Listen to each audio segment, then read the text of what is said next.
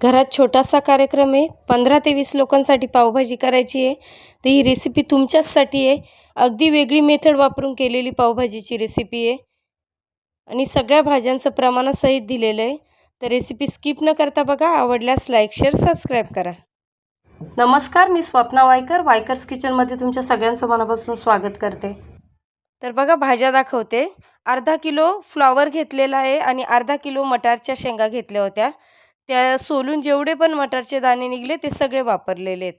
1 kilo बटाटे उकडून घेतलेले आहेत.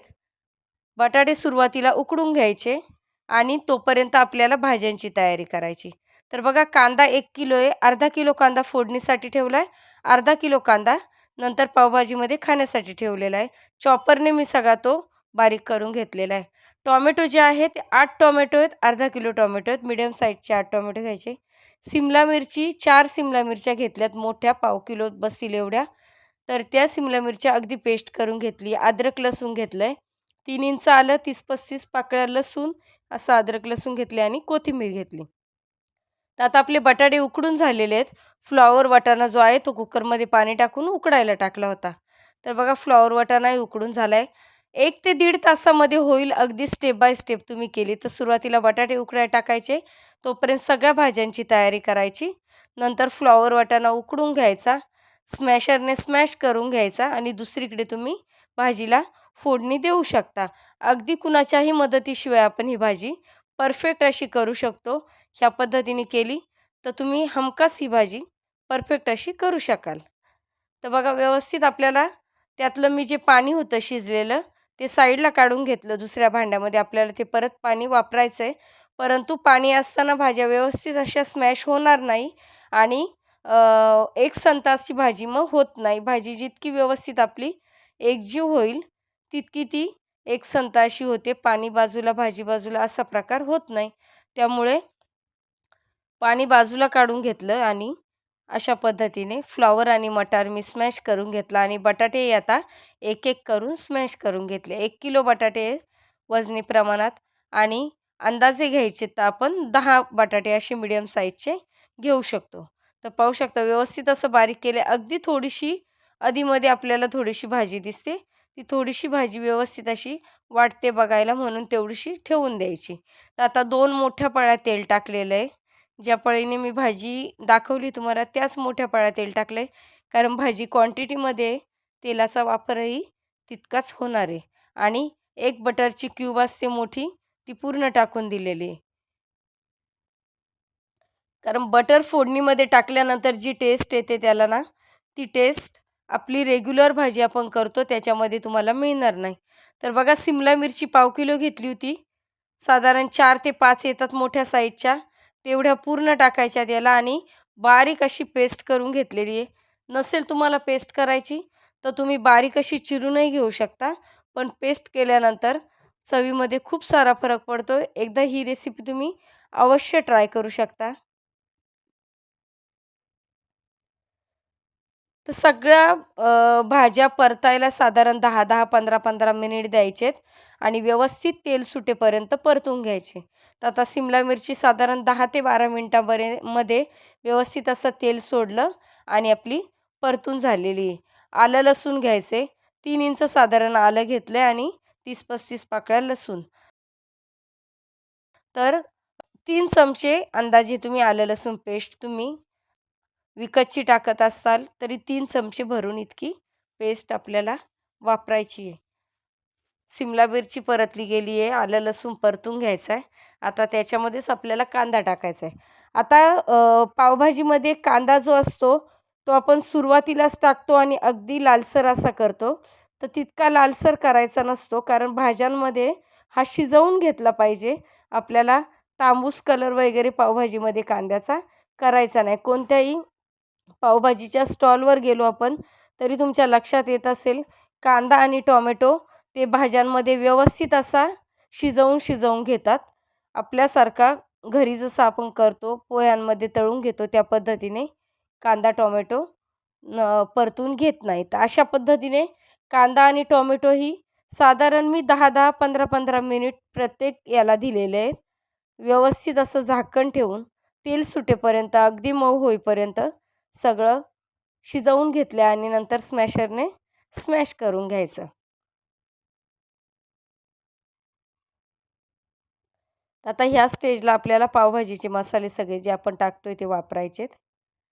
व्यवस्थित असं स्मॅश करून करून एकजीव झाल्यानंतर आपण मसाले टाकायचे.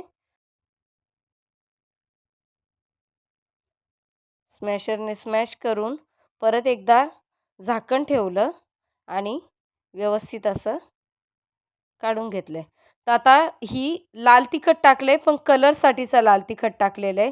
साधारण बघा 4 चमचे हे टाकले कलरसाठीचं आणि एक मोठी पळी भरून, जी पळी मी दाखवते तीच पळी भरून मी पावभाजी मसाला टाकलेला आहे. त्याच अंदाजाने सांगते सगळ्या गोष्टी, जेणेकरून 5 ते 7 चमचे इतका पावभाजी मसाला होईल. एवढा पावभाजी मसाला टाकला आहे. तर आता जे तिखट आहे साधं लाल तिखट घरगुती ते टाकलेलं आहे 2 चमचे आणि धना पावडर जी आहे ती मी 3 चमचे वापरलेली आहे. थोडीशी अगदी अर्धा चमचा हळद वापरायची. पावभाजीमध्ये जास्त हळदीचा वापर केला जात नाही, परंतु थोडी आपल्याला कलर मेंटेन करण्यासाठी हळद वापरायची. व्यवस्थित असं सगळं एकजीव करून घ्यायचं. थोडंसं पाणी टाकायचं. ते गरम पाणी जे भाज्यांचं आहे ते वापरलं तरी चालेल किंवा दुसरं कोमट पाणी आपण करून घेऊ शकतो आणि ते पाणी आपल्याला वापरत ही भाजीमध्ये पाण्याची क्वांटिटी वापरायची. तर आता मसाले चांगले असे परतले गेल्यानंतर जवळजवळ अर्धी वाटी अशी कोथिंबीर आपल्याला ह्याच स्टेजला टाकून द्यायची आहे. व्यवस्थित अशी भाज्यांमध्ये फोडणीमध्ये कोथिंबीर परतली गेल्यानंतर खूप छान असा त्याचा स्मेल सुटतो.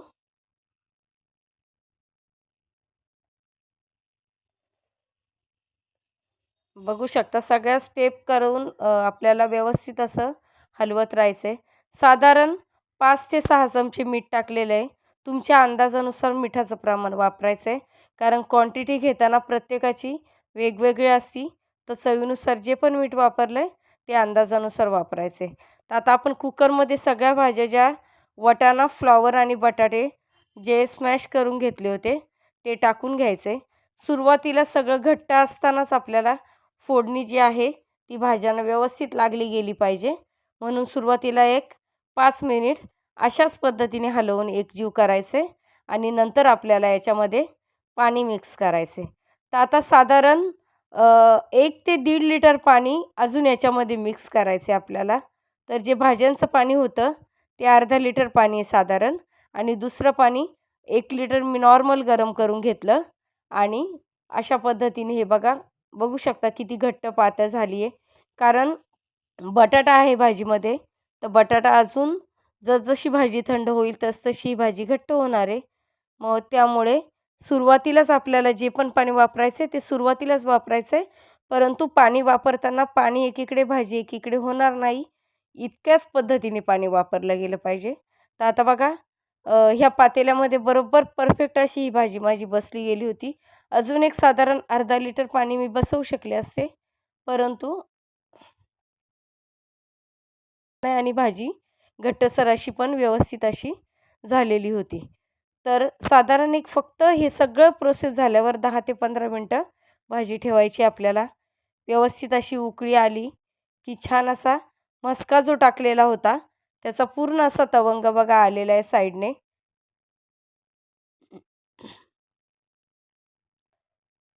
तर एक 15 मिनटामध्ये आपली भाजी पावभाजीची तयार झालेली आहे. उकळून याच्यापेक्षा जास्त वेळ उकळवायची नाही, कारण आधी ती पूर्ण शिजलेली असते. फक्त मसाले परतून घ्यायचे आणि त्यानंतर पुढच्या 10 ते 15 मिनटं आपल्याला उकळून घ्यायची आणि सगळ्यात शेवटी हिरवीगार अशी कोथिंबीर टाकायची. बघू शकता याच्यात मी अजिबात बिटाचा वापर केलेला नाही आहे, कारण बिटामुळे पावभाजी जी आहे ती गोड होण्याची शक्यता जास्त असते. बिटाचा वापर केला नाही. एकदम नॅचरल असा कलर आलेला आहे तिला. जशी हॉटेल स्टाईल मिळते त्याच पद्धतीची ही पावभाजी झालेली आहे. अगदी टेस्टलासुद्धा तशीच झालेली आहे. तर 15 ते 20 लोकांसाठी तुम्ही हमखास ट्राय करा. न चुकता तुमची रेसिपी होईल याची मी तुम्हाला गॅरंटी देते. तर आता पॅन ठेवलेले आहे. पॅनमध्ये मस्का टाकून घ्यायचा आपल्याला. पाव गरम करून घ्यायचे. डिश सर्व करून दाखवण्यासाठी तुम्हाला मी पाव गरम करून घेते. थोडासा असा मस्का टाकलेला आहे. तुमच्या आवडीनुसार तेल, तूप किंवा बटर जे पण असेल त्याच्यामध्ये तुम्ही गरम करू शकता. तर मी आता काय केलं, जो तवंग आलेला आहे त्याला तोच थोडासा याच्यामध्ये ॲड करते. तर तुम्ही नॉर्मल असं लाल तिखट टाकू शकता किंवा पावभाजी मसालाही टाकू शकता. तर मी यातलाच थोडासा भाजीला जो वर तवंग आला त्यातली थोडीशी हे ॲड केली आहे चमच्यामध्ये आणि कोथिंबीर टाकून अशा पद्धतीने पाव जे आहेत ते व्यवस्थित बटरमध्ये गरम करून घेतलेले आहेत.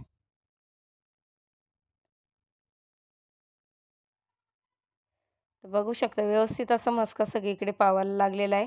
बारीक चिरलेला कांदा घ्यायचा आहे, लिंबू घ्यायचं आहे. गरम-गरम पाव जे आपण मस्क्यामध्ये गरम करून घेतले ते घ्यायचेत आणि अशा पद्धतीने ही पावभाजी आपल्याला डिशमध्ये सर्व्ह करायची. वाढताना तुमच्या लक्षात येत असेल, भाजी अगदी परफेक्ट कन्सिस्टन्सी एकदम तिची परफेक्ट झालेली आहे आणि पावभाजीला कलरही परफेक्ट आला आहे. खूप असं लाल कलर येण्यासाठी आपण कोणत्याही कलरचा वापर केलेला नाही आहे किंवा बीटाचाही वापर केला नाही आहे. तर माझी पावभाजीची रेसिपी तुम्हाला कशी वाटली? कमेंट्स करून अवश्य सांगा. आवडल्यास लाईक, शेअर, सबस्क्राईब करा. तर 5 किलोच्या प्रमाणामध्ये ही भाजी झालेली होती तयार. न घाबरता अगदी तुम्ही ट्राय करू शकता. Thank you.